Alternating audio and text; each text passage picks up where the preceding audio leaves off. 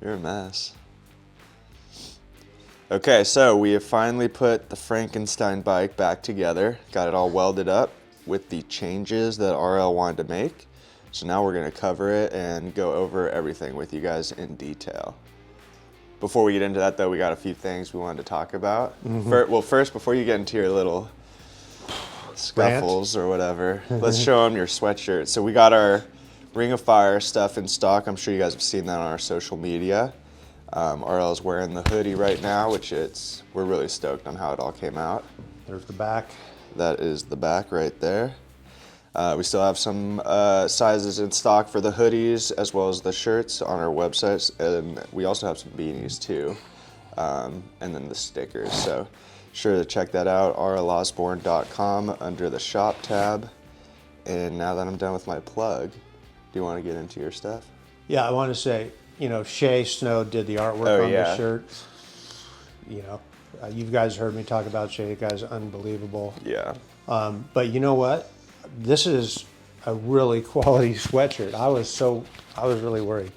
But well, we spent a lot of time going through different hoodies, different materials to make sure. Yeah. Not only the feel but the fit. Dylan had 10 hoodies, 20 t-shirts, spun cotton. There's so many different things that we tested and wore and washed and shrank and did all that. All right, so RL has a list, and if you made I got the a list list, because I read all your comments online and I want to answer them.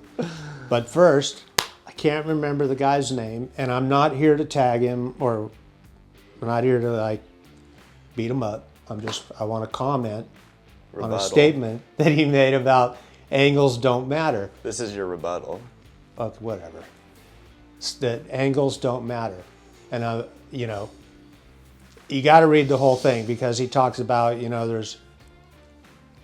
Anyways, the point is, he says there's riders who can do anything on any type of bike. One rider, but you know what? He's kind of right in some way, and that is that especially freestylers, man, we get so far into how a trick breaks down. How's the bike going to perform right? Is it steep enough? Is the rear end short? We really break it down. I know the wheelie guys do the same thing. BMX guys do. We all do. Mountain bike guys, we want that edge, or we want to do a certain trick, then we need angles to do it sometimes. And yes, there are guys out there that can do anything on anything. I'm not one of them, but I got pretty far on the Fat Ripper, and it was a big, heavy bike, and I'm pushing around and doing G-turns and stuff. And it didn't take me any longer to learn the trick on that bike, but I was getting sore because it was it's big, and pushing it around. And then when I got on this stock, I was like, oh man, this is a dream, So he's right though. We are way too far into geometry, and we think that we can't do it if we don't have the perfect thing. And that's kind of true, because I was jumping the SE Fat Ripper and it was great, which you're not supposed, I don't know what the deal is on that, but the other side is that angles do matter. I don't know, talk to a pro flatland rider and tell them that angles don't matter on those short bikes that they ride, and those guys have taken it to the absolute limit. So angles do matter. That's why mountain bikes run like a 69-degree head angle, so they can go faster and the bike is steady. Ground riders like it really steep, so it's quick and twitchy. And then there's everything in between. So, but I'm not totally disagreeing with you. I do agree that we put too much weight on our bike performing instead of ourselves. So, but again, I'm not going to lay into you because I halfway agree with what you're saying. It's a good point, but I'll just say my opinion, angles matter. And that brings me to this bike, and everybody's like, why are you chopping it up? Well, and everybody's like, hey, why don't you just go get a prototype for $400? Okay, you tell me where, anywhere in the world that I can get a prototype within a year for $450 for $1,000, and that's quality, and I'll do it, right? But the other reason is that, so you can, these designs that I'm changing here have not been done on big bikes, okay? Maybe they have, maybe there's a few guys, as far as I know, they don't. So I wanted to chop this up and make sure that I'm on the right track. and which I did cut this thing 3 separate times, 3 different ways to get that geometry where I wanted it. And I only rode it one day, but I can tell you that it made a huge difference. It made the bike just is more responsive. It's still balanced. The back end is lighter. Nose wheelies are easier, or hang fives, or even cyborgs because, you know, of some of the things. So I am really happy with the direction I'm going, and I still have a ways to go. The other part of it is I don't want to sacrifice. You know, I don't want to sacrifice. I am on the phone every day, emailing people in America, some that want to work with Taiwan, on how to get a prototype and get some production done. And most of them, some of them are gone. Some of them are just overbooked. Some of them are like, yeah, 2 years, you know. And so I went a different route. You got the heater on right now? Are you kidding me? No, it's not on. What do you mean? Where are you going? Wow, wow, wow, wow, wow! Dude, something's wrong with you, man. You got these big fluorescent lights pointing at us, and the heater's I'm on? vitamin D deficient. Okay. So, So this is like your naughty or nice list? Is that what's going on here? no.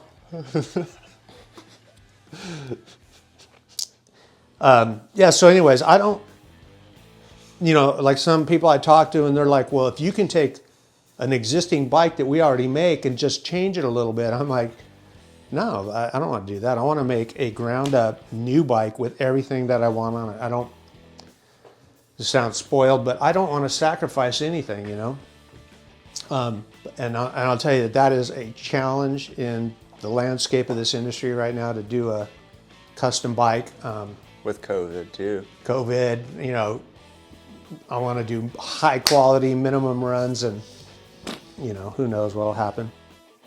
The guy from Footprints In the spam. in the Spam, Joe Circum, Circa, or no, it's Joe Sickman. Sickman. Sickman, Cicman. and Dave Norrie, longtime friend of mine and competitor of mine, did an interview with me last night. I think I interviewed them half the time too because they got a lot of information I need. What's the name of their show? It's called Factor Freestyle on YouTube. Yeah. And then on Instagram, it's Footprints in the Spam. Right. And he's got like a joke or just like a page where he makes fun of everyone basically. Yeah, you know, he's just trying to have a good time. He's trying to lighten everything up. And Yeah. I think he does it for himself and for everybody else, you know.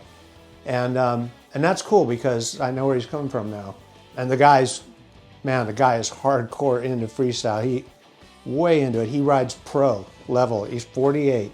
Well, you say he competes, right? Yeah. Yeah. On a pro level. That's like, man, that's some insane stuff. Dave Norrie competes. He Oh, competes he in is AFA. still? I didn't even Wow. know there was AFA contests still for old pros, you know. And Dave Norrie, and I think he said Bill Newman or Bill Nitschke, one of those two guys. He was battling with them for number one, and man, I thought that was cool. At 50 years old, competing and still doing it. Yeah. Great interview, man. They asked me weird questions, you know, and now that I know what the name of it is, fact or fiction, I understand. Factor Freestyle. Whatever. As long as they, I know why they were asking me these weird questions. I'm like, wow, which I love to death. You know, anything out of the norm I'm in. But check out their show, Fact or Freestyle. Yes. And that's Joe. I think it's Sickman or Kickman. It's Sickman. I think it's Sickman. Okay. Joe Sickman and Dave Norrie, who has been riding for Haro forever and a day. I used to compete with Dave Norrie. I said something along the lines of the geometries, when a frame comes from whoever's making it, that sometimes things can vary a very minor bit. And I'm redoing what I said. And the thing is that when I said that frames can vary, and then someone said, did you just say that the whole Haro line is, the specs are not right? No. And I got pissed at this guy. I think it was 4130, and I was getting angry. And I shouldn't have. I lost my cool. I apologize for that. But that's not what I said.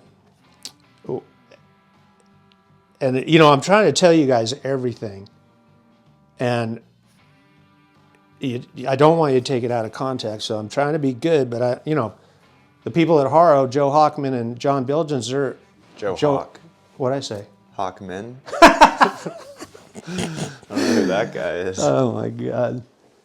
That's just old age right there. Joe Hawk, who is soon to be my brother-in-law, we've been friends for a long time, and John Bilgens are two of my favorite people in this world. Those guys are the main guys that put Haro bikes together, mountain bike and BMX and freestyle and all that. And I don't want you to think that there's something wrong with Haro bikes. There is nothing wrong. I mean, I've cut this bike up, even when it was stock. I wouldn't even, I didn't want to ride anything else. I wouldn't ride anything else. And cut up, it's still hanging together really good. So I love this bike. I love the bikes they put out. But well, and the only reason you're cutting it up is because you're trying to make a bike that's made for something a little different than what that's made for. Exactly. Thank you. I didn't even think about that. Yeah. Exactly. Wasn't like I just said one day I got a wild hair up my ass and I'm like, let's just go cut my bike up, you know. There was a point to it. So all I was trying to get at is that when a bike is welded, it's in a jig, and all these things are going on. It shrinks, it swells, it warps. I mean, everything happens. They straighten them, they heat treat them, they get them as close to perfect as they can. But sometimes the little minor things that you would never notice happen, you know? And in fact, I'm gonna just put it out there that it happens all the time because there's no such thing as perfect. Not when you're welding metal, not when you're building a house, not when you're doing anything, no such thing. So, and that's why they have tolerances. Yes. Man, you've been studying, huh? Some, yeah. Well, should we tell them, is this the first run of step changes you made? Do we want to go through that? Because we've made a few, there's been a few rounds of changes, right? Yeah. Should we go over that? Oh, sure. So Okay. first round, we Go went ahead. in and I mean, that's when we did everything. We mainly worked on changing the head tube angle. And we dropped these. Dropped the stand bars, the top tube, The twin top tubes. twin top tubes. But from what I observed, the biggest thing was adjusting this head angle because you wanted to get it to 73.5. 73.5. And so we, like, you guys did like a pie cut here and brought it in. Which, be honest, was 2 months ago, William Johnson was telling me, here's how you do it. You cut a pie cut right here. Yeah. You cut these so that these are still touching, but you almost go all the way through. And then you close that pie cut and weld everything up. And that's exactly what we did. Well, what was interesting is first you guys just did the pie cut and bent it in. And that caused this whole thing, because it wasn't lowered yet, to kind of arch. So then you started like relieving it through different cuts throughout this whole top bar. Well, I wanted this down. Yeah. Remember at first how it was bending? Yeah. Well, I had the brilliant idea. I was like, hey, Eric, why don't we just cut it right here, bend one bar at a time? Well, we have to cut it here and here. Yeah. Bend one bar at a time, and that way we could use this as a benchmark and know how much we've moved, you know? And so he listened to me, which is his first mistake. Yeah. And when we pushed it down, the whole thing just went, the whole bike just tweaked. So I'm like, well, How's the headset, by the way? Because a lot of people were saying, oh, that's probably all fucked up. headset's perfect. That's interesting. No problem. I thought it would have bent somewhat. The big man upstairs is on our side. Anyways, So that was the first round of changes. go ahead. Sorry, I was just... No, come on in, because What you're was- helping me remember stuff. Are you coming in? Yeah, I'm just trying to read my notes first, but you can talk while I'm doing this. Okay, so we were shooting for 73.5. We ended up at 75.5 to 76. And I couldn't ride the bike because if my tire went close to my pedals, it took off like the front 3 inches of my foot, and I'd get trapped to where I couldn't get off the bike. So I couldn't ride it. So I went back to Eric and I said, hey, I think we went too steep. And we did it again. And this time it warped when we heated it up, I think because we had a gap here because the head angle was a little bit of at an angle, couldn't ride it again. I mean, not that I'm being picky, it was unrideable. And then we pushed this down almost 2 inches, 1.5 to 2 inches, push the top bar down so that you got your foot here and you're standing sideways on your tire and you do like a frame whip. Or if you're, standing up with no hands or anything that you do on your frame, you're lower to the ground. It's way more comfortable. You're not like kicked up over the bike. And I love that. And then he put a new plate in here. We left this long. I'm thinking I'm going to cut it, but right now it's not bothering me. And then we added this support back here because the Magura brakes are so powerful, they spread the frame, even with all the brackets. And that helped a great deal. Stole this from the Trials guys. If you want to learn how to build a bike, go look at the Trials guys' bikes. Those guys are really doing a nice job. I just wanted to see what the geometry was going to be like. And I'm glad I did cut this up because we had to recut it 3 times until where I'm at right now. I'm happy. I'm very happy with it. 180s, like into a rollback's way easier. If you're doing peg front wheelies, that's easier. Half lashes, all that stuff is way easier, but it's still really balanced for wheelies. And it works great. Yeah. So that's all the changes we've made so far, right? Yes, but there's more that we Did you tell him you had to like readjust this a few times? You told him about that? Yeah. The head angle? Kind of, not so directly, but I think I went over it. I don't know. The changes I want to make is I want to stiffen up the rear end. I'm also thinking of going to chromoly. These bends right here, you have to do that to make your tire clear. But if you look at the Trials guys, they run straight tubes to a bar to a straight tube, or they have a block in here. They do everything they can not to bend the metal, to keep it in its strongest form. And that, I just really dig that about what those guys are doing. I also want to say that the top tube comes down and then it just kind of swells. It's not like a straight down thing. It has a little swell to it and it's lower. This was another thing. I'm kind of jumping around because I'm just remembering stuff, but I'll say this, I said this a million times. Todd Lyons has got his shit together, man. You look at his bikes and all the SE bikes we have, you look at them and you just want to ride them. He's got great angles and great lines. The bike just sits in a really aggressive stance and they're good looking bikes, man. So this is the new BSD Revolution hub. Goes like that. 9-tooth rear sprocket. The idea behind this is when you're rolling backwards, you cannot catch your pedals and have them start moving. They will not. You could be rolling, this is if I understand this, you could be rolling backwards and pedal forward and it won't catch. Now, so you're rolling backwards, your cranks don't move. That's number one. Number two, if you're into doing wheelies, you don't want slack. If you're skipping a wheelie on one pedal like this, you don't want a big slack in there because you're going to drop the front wheel. This has no slack, 0 slack from what I understand, or very little, so you can still do your wheelies. Very cool. Yeah. So this was a gift from Grant Smith, who owns BSD. We just got it last night. And then Grant makes really nice stuff. Oh yeah, by the way, I went to, I put my BSD cranks on here, slid right in, bolted right up, no flex. I love these cranks. These are 165 millimeters because I was trying to get tire clearance for a steeper head angle. Okay, so anyways, back to the BSD hub. Grant Smith, the owner of BSD, just sent that to me. Thank you, Grant. And he was giving me all, hey, make sure you do this with your spokes and all that. And I'm like, you know what? I'm going to call Flip at Albie's.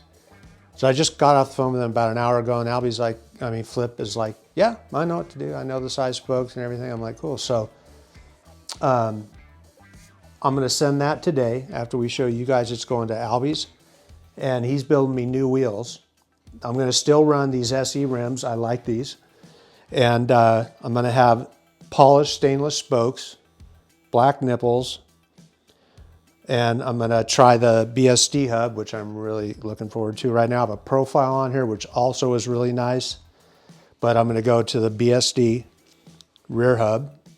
I've got to go, my sprocket is just getting smaller and smaller because nobody builds stuff for big bikes. It's like crazy. Because this is a 12-25, 12 in the back on my profile, 25 in the front. And that's perfect gearing with 165s and a 26-inch wheel. But this hub only comes with a 9-tooth rear sprocket. So that's a 3-tooth drop in the back. And I'm like, man, I'm going to be running like a 10 sprocket up here or something. But profile makes a 23-tooth, and so I ordered one. And I ordered a front hub with a 14mm axle because I'm tired of my pegs sagging like this. And that's a good hub. It's got bolts it's a female axle and the bolts go in from the outside. But I think the dropouts might be a little thin, you know? And so I'm gonna thicken up the dropouts, go to a 14mm axle, hollow. And I just don't want to have to worry about that. Big thank you. Thank BSD, right, for sending this? Absolutely. They sent us this new hat too, which I'm really digging. Corduroy. The other thing is, you know, so, I mean, I'm sure you've noticed in the videos, I haven't been riding because this bike has been apart and cut up. And I haven't been like the happiest person in the world, but it's frustrating to sit there and look at the bike, you can't ride it. And yesterday when I rode this thing, I was like, oh my God, I feel like I'm getting really close to what I'm dreaming about. And so I'm feeling much better about it. I think that's it. It's been a very emotional process. So you have no idea. Even in Cabo, I just get up, sit on my computer, I put the bike right in front of me, and I just went over geometries, studied metals, what's going to work, how's this going to be cured, where does the angles have to go. No, I think that's it. We'll be back, like I said, with the update on the hub once it's laced in. And yeah, that's pretty much it. Thanks guys, as always, for watching. Big thank you from Mr. Brookie over here. He's had his binkies taken away from him, so now he's sucking it on his fingers. Dylan gave him a bottle out there, and he grabbed the bottle and he walked right in here, walked to over to the bed. bed. He's like, I'm not going out in the living room, I'm going to be in here. He's too much.